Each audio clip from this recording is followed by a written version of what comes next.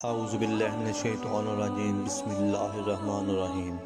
جعفر بن سلیمان رحمۃ اللہ علیہ کہتے ہیں، میں جلیل القدر تابعی حضرت مالک بن دینار رحمۃ اللہ علیہ کے ساتھ بصرہ میں چل رہا تھا کہ ایک عالیشان محل پر گزر ہوا جس کی تعمیر جاری تھی۔ ایک نوجوان معماروں کو ہدایت دے رہا تھا۔ مالک بن دینار رحمۃ اللہ علیہ اس نوجوان کو دیکھ کر فرمانے لگے کہ کیسا حسین نوجوان ہے اور کس چیز میں پھنس رہا ہے، اس کو اس تعمیر میں کیسا انہماک ہے۔ میری طبیعت پر یہ تقاضا ہے کہ میں حق تعالیٰ سے اس نوجوان کے لیے دعا کروں کہ وہ اس کو ان بھیڑوں سے چھڑا کر اپنے مخلص بندہ بنا لے۔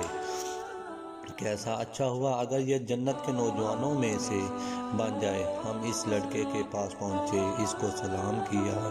وہ مالک بن دینار رحمۃ اللہ علیہ کو نہیں جانتا تھا۔ تھوڑی دیر میں پہچانا تو احترام میں کھڑا ہو گیا اور آنے کی وجہ پوچھی۔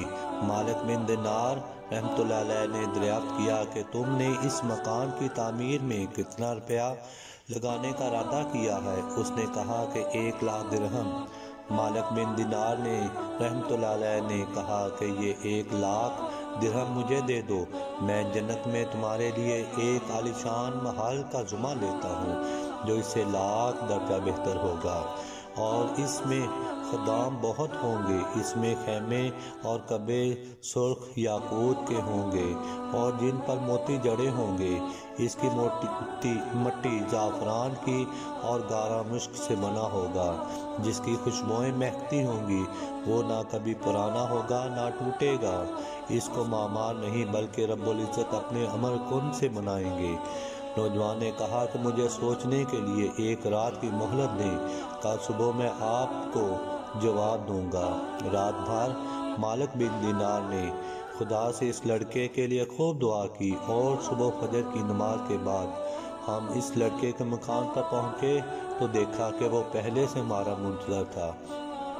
مالک بن دینار رحمۃ اللہ علیہ کو دیکھ کر وہ بہت خوش ہوا اور کہا کہ آپ اس چیز کو پورا کریں جس کا کل وعدہ کیا تھا، اور مالک بن دینار کو 1,00,000 درہم لا کر دے دیے اور ساتھ میں کاغذ اور قلم بھی۔